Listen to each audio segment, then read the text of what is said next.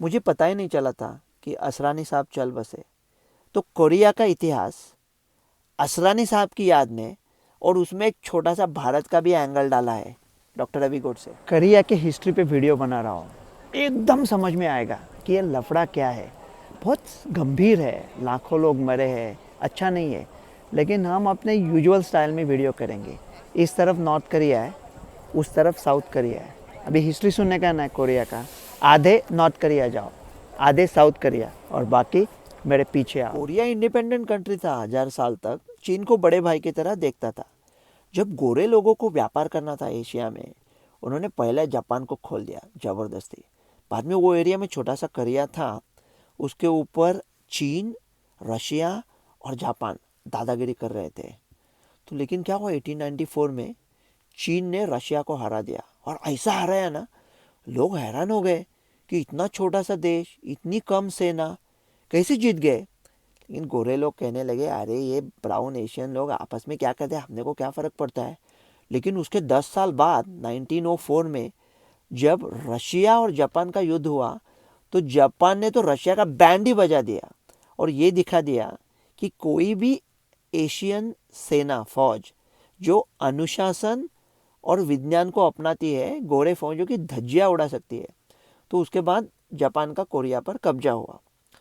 तो पहला विश्व युद्ध हुआ, उसमें जापान ने अमेरिका और ब्रिटेन का साथ दिया था। तो अमेरिका और ब्रिटेन जापान को बोले, कोरिया चाहिए ना तुमको, ले लो, क्या फ़र्क पड़ता है। और चीन का एक हिस्सा जापान को दे दिया ऐसे ही। बाद में जब दूसरा विश्व युद्ध होने को आया था, तब जापान अमेरिका और ब्रिटेन के खिलाफ था और नया उभरने वाला चीन अमेरिका के साथ था। तो अमेरिका उधर पैसा वैसा भेज रहा था।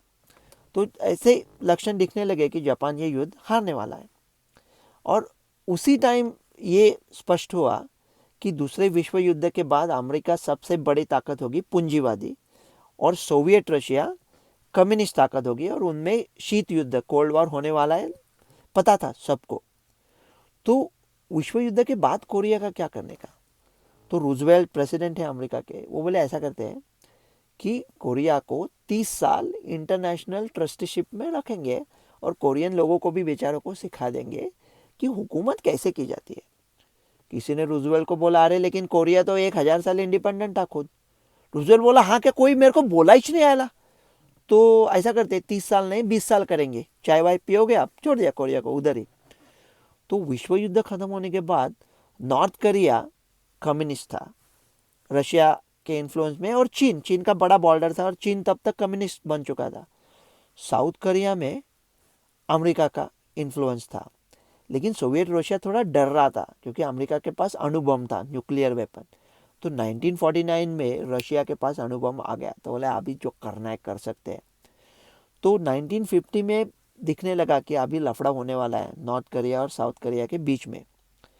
और चीन चीन नया देश था, कम्युनिस्ट चीन, लेकिन उनके पास इतना पैसा और इतने टैंक्स और इतने विमान थे। पता है क्यों? क्योंकि जब वो जापान के साथ लड़ रहे थे दूसरे विश्व युद्ध में, तो अमेरिका ने भर भर के दिया था पैसा, ये सोचे बगैर किसको दे रहे, क्या दे रहे। पैसा तो चीन के पास बहुत था, अमेरिका का दिया हुआ।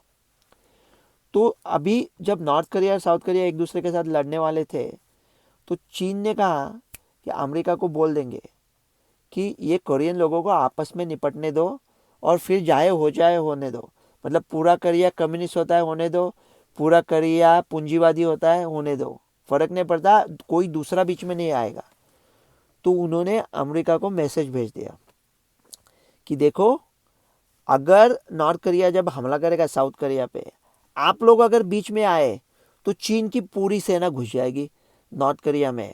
और आपको लगता है कि हम अभी छोटे हैं, लेकिन हमको घंटा फर्क नहीं पड़ता, 2 लाख लोग मर गए, 3 लाख, 4 लाख, 5 लाख, आपको फर्क पड़ता है, तो वांदे हो जाएंगे, राइट। तो लेकिन मैसेज भेजेंगे कैसे? चीन और अमेरिका का कोई डिप्लोमेटिक रिलेशन नहीं था। तो चीन के लोगों ने सोच लिया, ऐसी कहावत है, पता नहीं है मुझे, हाई था, कि एक अभी नया देश अभी इंडिपेंडेंस हुआ है, पड़ोस में है, अच्छा है, सब पूरे दुनिया को अच्छा, सारे जहाँ से अच्छा है उनको मैसेज भेज देते हैं और उनको कहते हैं कि अमेरिका को बोल दो। तो चीन ने भारत को फ़ोन किया 1950 में और बोल दिया कि बोल दो अमेरिका को। लेकिन वो भारत के बोले यार ऐसा कैसे बोल सकते हैं, जो अभी फ़ोन पे बोला वो राइटिंग में दे दो, उसके 3 कापी दे दो, उसके ऊपर एक सर्टिफिकेट लाओ, नीचे और पीछे बुड़कुले मैडम को तो पूछना पड़ेगा ना। तो अपने नए हुए इंडिपेंडेंट हुए उभरते हुए बाबू लोग ने एक छोटे से कोरिया के, नन्हे कोरिया के गाल पे ऐसा तमाचा झाड़ दिया ना, और थप्पड़ की गूंज विश्व अभी भी सुन रहा है। देखो, चीन ने ऐसा कुछ डॉक्यूमेंट्री ये तो नहीं है, चीन ने ऐसा कुछ खत वत नहीं बजा था, सिर्फ फ़ोन किया था। तो अभी चीन पे कौन भरोसा कर सकता है, शायद झूठ भी बोल रहे हैं। लेकिन मुझको ये पता है कि नहीं है, लेकिन ये दिल है कि कह रहा है कि अगर अपने बाबू लोग था तो लफड़े में बाबू लोग ने कुछ ना कुछ तो किया ही होगा। वो छोड़ दो, वो नॉर्थ कोरिया घुस गया और हरा दिया साउथ कोरिया को। तो अमेरिकन फ़ौजें आ गई, और अमेरिकन फ़ौजें ना विश्व युद्ध में जो लड़े हुए सजे धजे अमेरिकन सोल्जर थे वो सब रिटायर हुए थे। तो अमेरिकन सोल्जर एकदम नए थे, नौजवान थे, वो हारने लगे। तो अमेरिका ने गुस्सा होकर एयरफोर्स भेज दिया, ऐसा बॉम्ब डाल दिया ना जो सब लोग पूरा ऐसा तबाही मचा दी सब। तो डर के नॉर्थ कोरिया भाग रहा था, अमेरिकन फौजें आ गई, वो नॉर्थ कोरिया में घुस गए, ऑलमोस्ट कब्जा कर दिया। तो चीन फौजें घुस आई नॉर्थ कोरिया में, और फिर अभी का जो लाइन ऑफ डिमार्केशन है ना, वहाँ आके लफड़ा होने लगा। तो अमेरिका वहाँ नॉर्थ कोरिया और चीन की फौजों को ख़त्म कर सकता था, लेकिन अमेरिका ने देखा कि साउथ कोरिया में लोकशाही के नाम पर किसी को भी कम्युनिस्ट बोल के पकड़ रहे थे। बोले ये लोग कैसे लोग हैं, करने दो उन्हें जो करना है वो। हमने कहा अभी हम लोग अपने लोगों को मरने नहीं देंगे।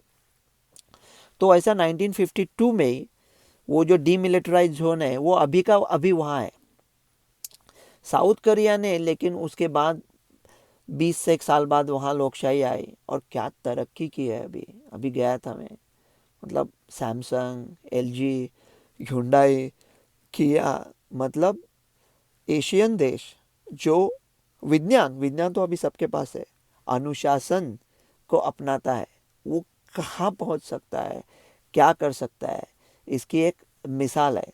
तो जाना चाहिए कोरिया। ये मैं डीमिलिटराइज जोन गया था वही, और जैसा कहा असरानी साहब की याद में।